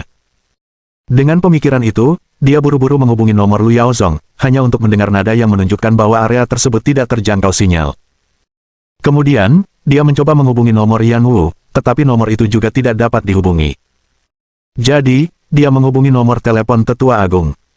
Tetua Agung menjawab dengan cepat dan langsung berkata, "Tuan Qin, apa yang bisa saya lakukan untuk Anda?" Tetua Agung saat ini merasakan penghormatan yang mendalam terhadap Qin Chuan. Qin Chuan langsung ke intinya. "Tetua Agung, bisakah Anda menghubungi Tetua Lu?" Tetua Agung bertanya, "Apakah Anda merujuk pada Lu Yaozong?" "Ya," jawab Qin Chuan. Dengan nada muram, Tetua Agung berkata, "Baru 1 jam yang lalu, dia tiba-tiba menerima misi mendesak dari balai penjaga dan telah meninggalkan Yandu. Mengenai misi apa itu dan kemana dia pergi, saya tidak tahu." Aula penjaga. Pupil mata Qin Chuan membesar. Ia mengira bahwa Guardian Hall hanyalah sebuah kekuatan di dalam dunia bela diri kuno, dan baru sekarang mengetahui bahwa Guardian Hall dapat secara langsung mengeluarkan perintah ke domain pertempuran. Melihat kebingungan Qin Chuan, Tetua Agung menjelaskan, Aula penjaga adalah kekuatan jalur bela diri terkuat di dunia sekuler, dan domain pertempuran juga harus mematuhi Aula penjaga. Tujuan pendirian balai penjaga adalah untuk melindungi penduduk dunia sekuler dari penindasan oleh dunia bela diri kuno. Mendengar kata-kata Tetua Agung, Qin Chuan semakin terkejut. Karena hubungannya dengan penjaga ke-8, dia memang sudah tidak menyukai balai penjaga, dan tidak pernah menyangka balai itu akan melindungi dunia sekuler. Yang lebih mengejutkannya adalah bahwa Battle Domain berada di bawah naungan Guardian Hall. Meskipun terkejut, Qin Chuan dengan cepat kembali tenang dan bertanya dengan ragu, bukankah Tetua Lu bagian dari domain pertempuran? Sekalipun domain pertempuran harus mematuhi Aula penjaga, bukankah mereka tetap harus melalui Anda untuk memberikan tugas kepada Tetua Lu? Tetua Agung tersenyum kecut, menggelengkan kepalanya tanpa daya. Ya, menurut aturan, memang seharusnya begitu. Tapi misi ini diatur oleh Balai Penjaga, dan bahkan aku pun tidak berhak ikut campur. Sekalipun tidak sesuai aturan, apa yang bisa dilakukan? Namun, saya merasa situasi ini tidak sepenuhnya benar. Sejak saya menjabat, hal seperti ini belum pernah terjadi sebelumnya. Kerutan di dahi Qin Chuan semakin dalam. Mengingat keluarga Lu dan keluarga Liu tiba-tiba mengumumkan persatuan mereka, mungkinkah ada hubungannya dengan pemberian misi mendesak dari Balai Penjaga kepada Lu Yaozong? Jika memang ada hubungan antara keduanya, itu akan sangat menarik. Keluarga Liu atau keluarga Lu? Keluarga mana yang mungkin memiliki pengaruh terhadap Guardian Hall untuk memberikan tugas kepada Lu Yaozong? Ternyata, 9 gerbang Yandu tidak sesederhana yang terlihat di permukaan. Sebelum Miao Dahai dibunuh olehnya, dia telah memberitahu Qin Chuan bahwa setelah kehancuran keluarga Qin, menjadi tabu untuk tidak disebut-sebut di Yandu. Orang yang membuat keluarga Qin menjadi tabu adalah tokoh yang sangat berpengaruh yang dikenal sebagai penjaga. Orang ini tidak hanya memiliki kekuatan dan pengaruh yang besar, tetapi juga kekuatan yang luar biasa, bahkan jika 9 gerbang Yandu bergabung, mereka tidak akan mampu menandingi orang ini. Apakah orang yang dikenal sebagai Guardian, ini salah satu penjaga di Guardian Hall? Apakah pemusnahan keluarga Qin terkait dengan penjaga ini? Pada saat ini, Qin Chuan semakin curiga bahwa pelaku utama di balik kehancuran keluarga Qin terkait dengan salah satu penjaga Balai Penjaga. Bab 478. Menaklukkan Iblis Batin. Qin Chuan tiba-tiba bertanya, 20 tahun yang lalu, ketika keluarga Qin berada di puncak kejayaannya, keluarga itu musnah dalam semalam. Apakah kejadian ini terkait dengan Balai Penjaga? Mendengar hal itu, Tetua Agung di ujung telepon sana langsung berkeringat dingin, karena tidak pernah menyangka Qin Chuan tiba-tiba akan membahas masalah ini. Benar sekali, Qin Chuan juga memiliki nama keluarga Qin. Mungkinkah dia adalah anggota keluarga Qin yang dimusnahkan 20 tahun yang lalu? Memikirkan hal ini, Tetua Agung mulai gemetaran di sekujur tubuhnya tanpa terkendali. Melihat Tetua Agung tidak berbicara untuk waktu yang lama, ekspresi Qin Chuan langsung berubah muram, tetapi dia tidak mendesak untuk mendapatkan jawaban dan malah terus menunggu, menantikan tanggapan dari Tetua Agung. Setelah sekian lama, suara Tetua Agung akhirnya terdengar lagi, "Tuan Qin, saya tidak tahu apa hubungan Anda dengan keluarga Qin, tetapi saya tetap perlu mengingatkan Anda harus berhenti menyelidiki pemusnahan keluarga Qin. Bahkan jika Anda menyelidiki, Anda tidak akan menemukan apapun, tidak hanya tidak akan menemukan apapun, tetapi itu juga bisa mengancam nyawa. Mengenai apakah pemusnahan keluarga Qin terkait dengan Balai Penjaga, saya hanya bisa mengatakan, saya juga tidak tahu." Qin Chuan sangat tidak puas dengan jawaban tersebut dan berkata dengan dingin, "Apakah Tetua Agung percaya bahwa aku tidak bisa berbuat apa-apa terhadap Aula Penjaga?" Tetua Agung tidak membantahnya tetapi berkata, "Tuan Qin, saya tahu Anda kuat, dan dengan bakat jalur bela diri Anda, jika Anda pergi ke dunia bela diri kuno, tidak akan lama sebelum Anda pasti akan menjadi petarung papan atas. Namun yang dapat saya pastikan adalah bahwa Aula Penjaga sangat kompleks dan juga sangat kuat. Meskipun merupakan kekuatan jalur bela diri teratas di dunia sekuler, sama sekali tidak kalah dengan 3 sekte teratas di dunia bela diri kuno. Karena, setahu saya, tokoh-tokoh kuat yang muncul dari Aula Penjaga sejauh ini hanyalah penjaga ke-8, penjaga ke-7, penjaga ke-6, dan penjaga ke-5. Dan kultivasi penjaga ke-5, jika ditempatkan di dunia bela diri kuno, adalah yang terbaik. Mengenai seberapa kuat ke-4 penjaga sebelumnya, saya khawatir bahkan 3 sekte teratas di dunia bela diri kuno pun tidak jelas, dan itu bukan intinya. Intinya adalah, selain 8 penjaga, apakah Aula Penjaga memiliki kekuatan kuat lainnya? Seperti, Ketua Aula, Wakil Ketua Aula, atau tokoh-tokoh kuat lainnya dengan gelar yang berbeda. Baiklah, saya sudah memberitahu Anda semua yang saya ketahui, hal-hal yang seharusnya dan tidak seharusnya saya katakan. Mohon, Tuan Qin, pastikan Anda tidak menyebarkan informasi ini." Mendengarkan Tetua Agung berbicara tentang rahasia-rahasia ini membangkitkan gejolak di hati Qin Chuan. Kekuatan penjaga ke-5 dari Aula Penjaga sudah termasuk yang terbaik di dunia bela diri kuno. Dia tahu bahwa Tetua Agung tidak berniat menipunya, yang berarti semua yang dikatakan Tetua Agung adalah benar. Jika demikian, baginya saat ini, Guardian Hall memang merupakan gunung yang tak dapat ditaklukkan. Lagi pula, dengan kekuatannya saat ini, bahkan Guardian ke-7 pun berada di luar kemampuannya, jika tidak, dia tidak akan hanya bisa menyaksikan tanpa daya saat Guardian ke-7 membawa Guardian ke-8 pergi. Suara Tetua Agung terdengar lagi, "Tuan Qin, jika tidak ada hal lain, saya akan menutup telepon terlebih dahulu." "Terima kasih." Qin Chuan menyampaikan rasa terima kasihnya lalu menutup telepon. Tang Yuer menatap Qin Chuan dengan ekspresi khawatir, karena samar-samar ia mendengar sebagian percakapan antara Qin Chuan dan Tetua Agung. Meskipun dia hanya mendengar sebagian kecil, hal itu sangat mengejutkannya. Dia sangat khawatir Qin Chuan mungkin secara impulsif mengejar aula penjaga. Seolah menyadari kekhawatiran Tang Yuer, Qin Chuan memaksakan senyum dan berkata, "Jangan khawatir, aku tidak akan melakukan hal bodoh." Dia benar-benar tidak berniat untuk mengejar aula penjaga. Bahkan penjaga ketujuh pun di luar kemampuannya, jadi apa yang bisa dia lakukan jika dia menemukan aula penjaga? Dia mengira dirinya sangat kuat, tetapi tiba-tiba menyadari bahwa di hadapan sebagian orang, dia hanyalah seekor semut. Qin Chuan berkata, "Jangan khawatirkan aku. Lanjutkan saja tugasmu, aku perlu melanjutkan kultivasi." Tang Yuer mengangguk sedikit, lalu berbalik dan pergi. Setelah wanita itu pergi, Qin Chuan segera memasuki kondisi kultivasi lagi. Dia sangat ingin menjadi lebih kuat, karena hanya ketika dia cukup kuat untuk menanamkan rasa takut di aula penjaga barulah dia benar-benar dianggap sebagai prajurit yang tangguh. Qin Chuan menghela napas dalam hati, aku harap kehancuran keluarga Qin tidak ada hubungannya dengan balai penjaga. Tapi bagaimana jika itu terjadi? Tiba-tiba, sebuah pertanyaan muncul di benaknya. Qin Chuan terdiam, dengan kultivasinya saat ini, dia hanya bisa membunuh penjaga ke-8. Bahkan jika aula penjaga hanya memiliki 8 penjaga, masih ada 7 penjaga lain dengan kekuatan yang jauh lebih besar di atas ke-8 penjaga tersebut. Pada saat itu, Qin Chuan tiba-tiba diliputi rasa sakit yang hebat. Dia telah berjanji kepada Qin Nian bahwa dia akan membantunya membalas dendam atas keluarga mereka, tetapi jika para pembunuh keluarga Qin terkait dengan aliansi penjaga, dia sama sekali tidak akan mampu membantu Qin Nian. Dia tidak hanya merasakan sakit, tetapi juga diliputi rasa urgensi. Tanpa diduga, ia memuntahkan seteguk darah, dan wajahnya menjadi sangat pucat. Qin Chuan berkata dengan heran, apakah aku mengalami reaksi balik? Yang mengejutkannya adalah dia mengalami kesulitan selama kultivasi, hampir jatuh ke dalam keburukan. Setelah memuntahkan seteguk darah itu, tingkat kultivasinya tiba-tiba turun drastis. Untungnya, Qi Roh King Xuan segera mulai menyembuhkan luka-lukanya, mencegahnya semakin parah. Qin Chuan tiba-tiba berdiri, mengangkat kepalanya ke arah bulan purnama di langit, dan bergumam pada dirinya sendiri, alam hatiku kacau, laju kultivasiku juga terganggu, kultivasiku telah merosot tajam, dan aula penjaga membayangi pikiranku seperti mimpi buruk. Jadi, apakah aula penjaga telah menjadi iblis batiniahku? Jika aku tidak bisa menembus aula penjaga, bagaimana aku bisa mengatasi iblis batiniahku? Saat dia berbicara, aura kuat muncul dari dalam dirinya, tetapi seolah-olah Qin Chuan tidak menyadarinya. Tatapannya berubah garang, dan dia mengertakkan giginya, berkata, dengan kultivasiku saat ini, bagaimana aku bisa menghancurkan aula penjaga? Jika aku tidak menghancurkannya, bagaimana aku bisa menaklukkan iblis dalam diriku? Jika iblis batin tidak dikalahkan, bagaimana kultivasiku bisa maju? Kemarahan yang dahsyat seolah siap meledak dari dalam dirinya. Menahan amarah yang mencengkeram dadanya, Qin Chuan mendongak ke langit dan meraung dengan marah, mengapa aku harus menghancurkan aula penjaga untuk menaklukkan iblis dalam diriku?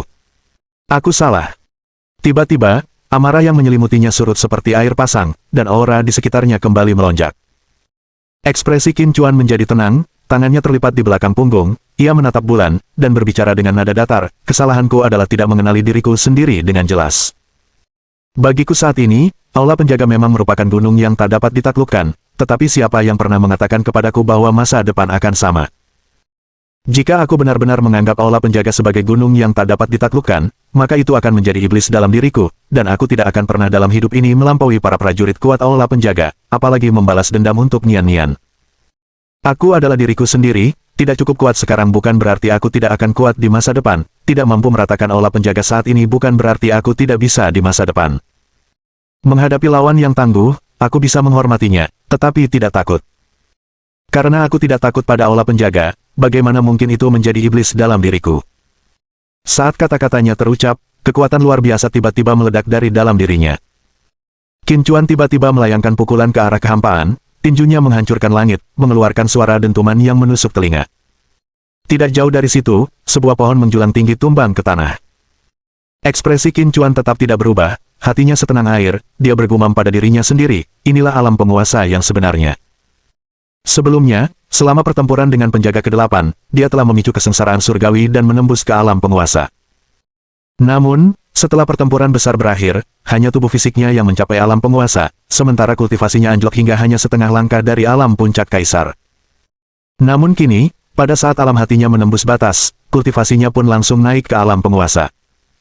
Semuanya terjadi secara alami, tanpa perlawanan apapun. Jika aku bertemu lagi dengan penjaga dari aula penjaga itu, aku bisa mengalahkannya hanya dengan mengangkat tanganku, kata Qin Chuan dengan penuh percaya diri. Setelah terobosan ke alam penguasa ini, dia merasakan peningkatan yang signifikan dalam kultivasinya, bahkan melampaui kondisinya ketika dia telah melewati kesengsaraan surgawi untuk memasuki alam penguasa. Adapun penjaga ketujuh, Qin Chuan terdiam. Penjaga ketujuh tidak pernah bergerak sejak awal tetapi telah menundukkan penjaga kedelapan hanya dengan menggunakan tekanan jalur bela diri dan membungkamnya dengan satu kata. Jika hanya dilihat dari metode yang ditunjukkan oleh penjaga ketujuh, Qin Chuan tidak dapat memastikan kekuatan sebenarnya, tetapi ia tahu bahwa ia memiliki kekuatan untuk bertarung jika mereka berduel. Namun, ini masih jauh dari cukup karena ada penjaga yang lebih kuat di atas penjaga ketujuh. Jika pemusnahan keluarga Qin dikaitkan dengan salah satu penjaga di aula penjaga, sangat mungkin bahwa penjaga keenam atau penjaga kelima terlibat. Artinya, dia harus menghadapi musuh yang lebih kuat dari penjaga ketujuh ketika saatnya tiba. Malam berlalu tanpa sepatah kata pun. Saat matahari pagi terbit dari timur, Qin Chuan, yang telah menghabiskan sepanjang malam berlatih di atap, perlahan menghembuskan napas pengap dan berdiri. Saat Qin Chuan kembali ke villa, Tang Yuer sudah menyiapkan sarapan, dan Qin Nian, yang tidur nyenyak sepanjang malam, juga sudah bangun. Melihat Qin Chuan, Qin Nian bergegas maju dengan ekspresi penuh harap, bertanya, "Kakak, bolehkah aku mulai berkultivasi sekarang?" Qin Chuan tersenyum dan menjawab, "Seharusnya bisa, izinkan saya memeriksa tubuh Anda lagi." Sambil berkata demikian, jari-jari tangan kanannya sudah menekan denyut nadi Qin Nian. Mungkin karena bangkitnya tubuh reinkarnasi teratai darah, kesehatan Qin Nian sekarang sangat baik. Melihat Qin Chuan menarik tangannya, Qin Nian bertanya dengan cemas, "Kakak, bagaimana keadaannya?" Dia sangat membutuhkan untuk berlatih. Hanya dengan menjadi seorang ahli bela diri yang kuat, dia bisa membalas dendam atas kehancuran tragis keluarga Qin. Melihat tatapan penuh harap di mata Qin Nian, Qin Chuan merasakan sedikit kengganan. Di usia 22 tahun, usia untuk menikmati masa mudanya, Qin Nian harus menanggung akibat dari kehancuran keluarganya. "Saudaraku, apakah kondisi fisikku lemah? Kudengar orang sebaiknya mulai berlatih sejak usia muda, dan melewatkan usia optimal akan membuatnya sesulit mendaki langit." Melihat Qin Chuan terdiam, dengan sedikit kesedihan di matanya, mata Qin Nian dengan cepat berkaca-kaca. Jika dia tidak bisa berkultivasi, bagaimana dia bisa membalaskan dendam atas arwah keluarga Qin? Tang Yuer agak bingung. Bukankah Qin Chuan kemarin menyebutkan bahwa Qin Nian telah membangkitkan konstitusi khusus yang cocok untuk kultivasi? Melihat Qin Nian hampir menangis, Qin Chuan dengan lembut berkata, "Bagi orang biasa, memang benar, semakin muda usia seseorang mulai berkultivasi, semakin baik. Tetapi kamu berbeda. Kamu memiliki konstitusi khusus. Di dunia bela diri kuno, konstitusimu dikenal sebagai tubuh reinkarnasi teratai darah, salah satu dari 10 tubuh ilahi teratas yang tercatat dalam teks-teks kuno." Mendengar kata-kata Qin Chuan, wajah Qin Nian akhirnya berseri-seri. Meskipun dia tidak memahami detail konstitusi khusus, dia dapat merasakan bahwa tubuh reinkarnasi teratai darahnya tampak sangat tangguh. "Saudaraku, apakah tubuh reinkarnasi teratai darah cocok untuk kultivasi?" Qin Nian bertanya dengan wajah penuh harap. Baginya, tidak masalah apakah fisiknya istimewa atau tidak, yang penting adalah apakah dia bisa berkultivasi.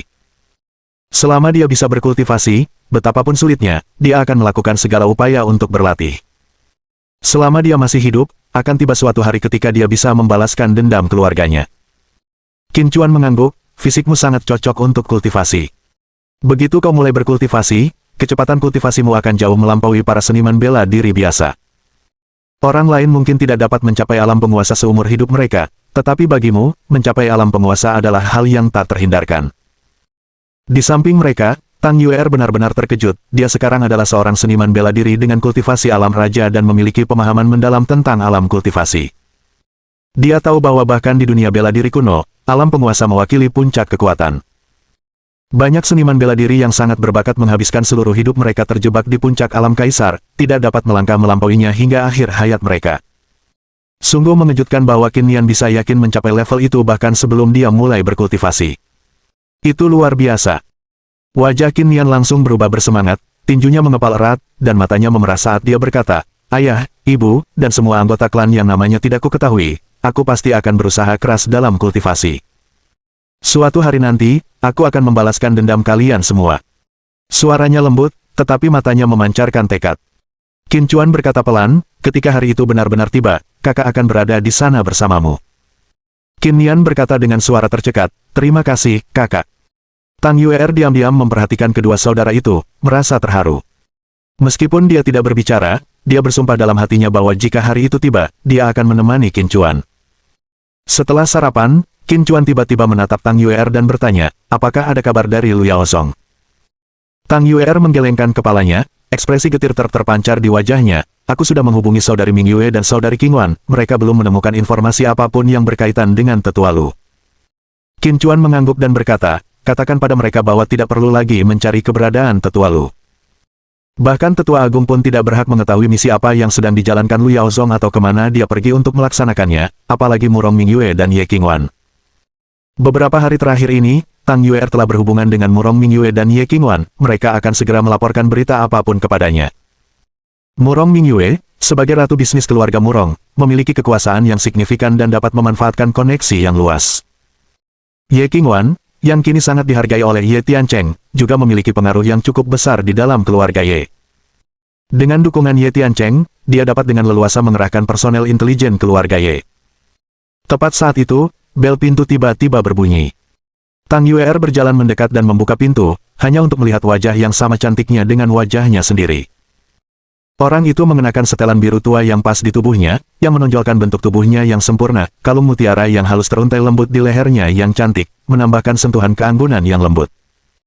Alisnya yang ramping sedikit terangkat, hidungnya mancung, bibirnya terdefinisi dengan jelas, dan sudut mulutnya sedikit terangkat selalu menghadirkan senyum ramah, membuat seseorang merasa hangat seolah dimandikan oleh semilir angin musim semi. Tang Yuer terdiam sejenak sebelum bertanya dengan wajah bingung, kau siapa? Orang itu tersenyum dan berkata, Anda Yuer, bukan? Bab 480. Jangan pernah beristirahat sampai mati. Setelah mendengar suara lawan bicara, Tang Yuer langsung berseru kaget, Anda adalah saudari Ming Yue. 2 hari terakhir ini, komunikasinya dengan Murong Ming Yue dilakukan melalui telepon, dan ini adalah pertemuan tatap muka pertama mereka. Murong Ming Yue tersenyum dan mengangguk, dengan murah hati memuji, Yuer, kau benar-benar cantik yang menyaingi bulan dan membuat bunga-bunga malu, pemandangan yang membuat ikan tenggelam dan angsa jatuh. Qin Chuan memang beruntung. Saat berbicara, dia bahkan mengedipkan mata pada Tang Yuer. Wajah lembut Tang Yuer memerah. Ada apa dengan saudari Ming Yue ini? Dia tampak agak tidak sopan. Ketika Qin Chuan melihat Murong Ming Yue, dia bertanya dengan sedikit bingung, Ming Yue, mengapa kau tiba-tiba datang ke sini? Senyum yang awalnya menghiasi wajah Murong Ming Yue saat bertemu Tang Yuer telah lenyap, digantikan oleh ekspresi khawatir. Ia berkata, keluarga Long telah menemukan bahwa pil Yijing itu palsu. Pewaris keluarga Long, Long Teng, telah datang ke keluarga Murong untuk meminta penjelasan, tetapi aku telah mengusirnya. Lagi pula, perjanjian itu antara kau dan dia, datang kepadaku tidak ada gunanya. Qin Chuan kemudian teringat bahwa ia pernah berselisih dengan Long Jieming dari keluarga Long beberapa waktu lalu. Long Jieming menyimpan niat membunuh terhadapnya, dan karena membutuhkan uang, ia bekerja sama dengan Murong Ming Yue untuk menipu keluarga Long. Mereka berhasil menipu keluarga Long agar membeli 10 fei dan dengan harga selangit, yaitu 60 miliar. Murong Ming Yue melanjutkan, dari apa yang kupahami dari Long Teng, sepertinya dia menduga bahwa tabib ilahi yang menyembuhkan Long Jieming di lelang hari itu adalah kau. Aku khawatir mereka mungkin datang mencari masalah. Qin Chuan mengangguk, lalu berkata dengan nada meremehkan, keluarga Long itu tidak penting. Tidak apa-apa jika mereka tidak mencari masalah, tetapi jika mereka berani datang, aku akan memastikan mereka menyesalinya. Meskipun keluarga Long adalah salah satu dari 9 gerbang Yandu, lalu apa gunanya? Bagi Qin Chuan, menghancurkan keluarga Long bukanlah hal yang sulit. Tentu saja, dia tidak cukup gila untuk memusnahkan sebuah keluarga hanya karena salah satu anggota keluarga Long yang manja menyimpan niat membunuh terhadapnya. Qin Chuan tiba-tiba bertanya, setahu saya, bukankah keluarga Long tidak ada di antara 9 gerbang Yandu 20 tahun yang lalu, dan sebenarnya keluarga Qin lah yang dimusnahkan dalam semalam, setelah itu keluarga Long tiba-tiba naik ke tampuk kekuasaan. Mendengar itu, ekspresi Murong Ming Yue berubah drastis, dan sedikit rasa takut muncul di matanya saat dia buru-buru berkata, di masa depan, kau tidak boleh menyebut keluarga Qin lagi, atau itu akan mendatangkan masalah yang mematikan bagimu. Qin Nian, yang sedang mendengarkan saat Qin Chuan menyebutkan kehancuran keluarga Qin, tiba-tiba menyipitkan matanya dan menatap Murong Ming Yue dengan saksama. Melihat reaksi Murong Ming Yue, Qin Chuan tahu bahwa pelindung yang disebut-sebut kuat itu pasti memiliki status yang sangat tinggi, dan kemungkinan besar adalah salah satu penjaga dari aula penjaga. Jika tidak, sekadar menyebut nama keluarga Qin tidak akan menimbulkan reaksi seperti itu dari seorang wanita muda dari keluarga kaya seperti Murong Ming Yue. 20 tahun yang lalu, ketika keluarga Qin dimusnahkan, bukankah Murong Mingyue baru berusia sekitar 8 atau 9 tahun? Qin Nian tiba-tiba mencibir, keluarga Long benar-benar suka pamer, iya. Bahkan menyebut nama keluarga Qin pun dilarang. Murong Mingyue menatap Qin Nian dengan rasa ingin tahu. Sejak memasuki villa, dia memperhatikan Qin Nian tetapi belum diperkenalkan dan tidak mengetahui identitasnya. Tang Yuer sepertinya menyadari kebingungan Murong Mingyue dan dengan cepat menjelaskan, dia adalah adik perempuan kakak Qin, Qin Nian. Mata Murong Mingyue langsung berbinar. Dia telah menyelidiki Qin Chuan ketika masih berada di kota Jiangcheng, dan tentu saja tahu bahwa Qin Chuan memiliki saudara tiri perempuan dari orang tua yang berbeda, meskipun dia belum pernah bertemu dengannya sebelumnya. Jadi, kau adalah kakak Nian. Murong Mingyue tersenyum kecil, lalu berbicara dengan ekspresi getir, otoritas apa yang dimiliki keluarga Long untuk membungkam dunia? Itu karena setelah keluarga Qin dihancurkan, seseorang yang sangat berkuasa menetapkan bahwa keluarga Qin akan menjadi tabu yang tidak seorang pun berani bicarakan. Apa yang dikatakannya sama dengan apa yang Yao Dahai katakan kepada Qin Chuan. Qin Chuan langsung merasa kecewa. Tampaknya tidak banyak orang yang mengetahui kebenaran sebenarnya di balik pemusnahan keluarga Qin. Mungkin hanya para elit yang benar-benar berkuasa dari keluarga-keluarga besar yang mengetahui beberapa informasi rahasia, tetapi bahkan jika mereka mengetahuinya, kemungkinan besar mereka tidak akan membagikannya kepada siapapun. Itu karena sang penjaga, sosok yang sangat perkasa, bukanlah seseorang yang bahkan 9 gerbang Yandu pun mampu menyinggung perasaannya. Mendengar kata-kata Murong Mingyue, wajah Qin Nian menjadi pucat pasi. Dengan pengetahuannya saat ini, 9 gerbang Yandu sudah merupakan kekuatan besar. Namun, Murong Mingyue menyebut sosok yang kuat itu, hanya dengan satu kata, membuat 9 gerbang Yandu tidak berani membicarakan keluarga Qin. Tokoh berpengaruh dan menakutkan macam apa yang mampu mencapai hal ini? Aku mendengar dari kakek bahwa pada masa itu, keluarga Qin sedang berjaya. Meskipun mereka termasuk di antara 9 gerbang Yandu, kekuatan mereka secara keseluruhan jauh melebihi 8 gerbang lainnya. Tepatnya, struktur Yandu seharusnya adalah satu keluarga dengan 8 gerbang, dengan keluarga Qin sebagai pemimpin dan 8 gerbang lainnya sebagai pengikut. Murong Mingyue berkata dengan sungguh-sungguh, kekuatan yang dapat membuat keluarga Qin lenyap dalam semalam hanya bisa berasal dari dunia bela diri kuno. Qin Nian mengepalkan tinjunya erat-erat, setelah menghadapi terlalu banyak kebenaran dalam beberapa hari terakhir, yang masing-masing membuatnya merasa tidak berarti. Mungkinkah dia membalaskan dendam keluarganya di kehidupan ini? Merasakan perubahan suasana hati Qin Nian, Qin Chuan merasa khawatir, karena baru saja mengatasi gejolak batinnya sendiri tadi malam dan mengetahui kengeriannya. Meskipun Qin Nian telah membangkitkan tubuh reinkarnasi teratai darah, dia belum memulai jalan kultivasi. Jika dia mengembangkan iblis batinnya sendiri karena menyentuh terlalu banyak kebenaran, bahkan dengan tubuh ilahi, kultivasinya mungkin akan menghadapi rintangan besar. Jika dia membantu Qin Nian memulihkan kondisi mentalnya, maka dia tidak akan membiarkan Qin Nian benar-benar mengatasi iblis batinnya. Sekalipun musuh memiliki pengaruh besar, sekalipun mereka kuat, sekalipun mereka membunuhku seperti serangga, lalu apa masalahnya? Qin Nian tiba-tiba berkata dengan gigi terkatup, selama aku masih hidup, aku tidak akan pernah menyerah untuk membalas dendam. Jika tidak dalam setahun, maka 10 tahun, dan jika tidak dalam 10 tahun, maka 100 tahun.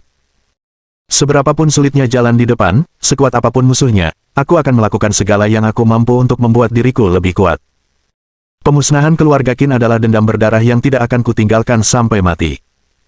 Saat dia mengucapkan kata-kata itu, aura yang kuat terpancar dari dirinya. Boom, boom, boom. Detik berikutnya, yang membuat Qin Chuan takjub, Qin Nian, yang belum memulai kultivasinya, berhasil menembus alam seni bela diri secara berturut-turut. Hanya dalam beberapa puluh detik, dia telah maju dari orang biasa ke tahap awal seniman bela diri energi jernih, kemudian menembus ke energi gelap dan akhirnya berhenti di alam puncak energi gelap. Dia hanya selangkah lagi menuju tahap peningkatan keterampilan. Di dunia sekuler, keterampilan pemberi energi menandakan seorang pakar tingkat tinggi, yang tak tertandingi di mata orang biasa. Namun, bukan itu poin utamanya adalah Qin Nian baru berusia 22 tahun, sangat muda dan sangat dekat dengan tahap keterampilan penguatan energi, seorang yang luar biasa yang bisa membuat siapapun di dunia sekuler terkejut. Tang Yuer menatap Qin Nian dengan wajah terkejut, berkata dengan tidak percaya, Yin Nian, puncak energi gelap. Hanya Qin Nian sendiri yang tidak menyadari apa yang telah terjadi, dia hanya merasakan kelegaan yang tak terlukiskan membanjiri tubuhnya setelah melampiaskan amarah di hatinya, frustrasi di pikirannya lenyap. Meskipun Murong Mingyue bukanlah seorang jenius jalur bela diri, sebagai anggota 9 gerbang Yandu, bagaimana mungkin dia tidak berkultivasi? Tingkat kultivasinya mungkin tidak tinggi, tetapi dia bisa merasakan bahwa gadis yang beberapa saat lalu hanyalah orang biasa tiba-tiba mengalami peningkatan kekuatan yang luar biasa. Qin Nian dan Qin Chuan tidak memiliki hubungan darah. Qin Chuan memang berbakat, tetapi bagaimana mungkin seorang gadis yang tidak memiliki hubungan darah dengannya juga begitu tangguh? Tunggu, bukan itu intinya. Intinya adalah, apakah dia baru saja mengatakan bahwa dia ingin membalas dendam atas pembantaian keluarga Qin? Mungkinkah dia? Dengan pemikiran itu, mata Murong Mingyue membelalak. Semua orang mengira seluruh keluarga Qin telah dimusnahkan, tetapi ternyata masih ada yang selamat. Dilihat dari usia Qin Nian, dia pasti baru berusia 1 atau 2 tahun ketika keluarga Qin dimusnahkan, kan? Mohon dukungan dari omom ante-ante sekalian, buat subscribe atau sharekan novel Mimin ke Facebook kalian, agar channel Mimin bisa terus berkembang. Dengan begitu, Mimin bisa lebih semangat untuk up novel seru lain ke depannya. Buat teman-teman yang sudah subscribe dan sharekan novel Mimin, Mimin ucapkan terima kasih sebanyak-banyaknya. Sekiranya teman-teman menghadapi masalah video diputar dalam bahasa Inggris, coba tukar kepada bahasa Indonesia original melalui cara ini. Semasa mendengarkan, pencet tombol setting di atas kanan video, pilih audio track dan tukar bahasa.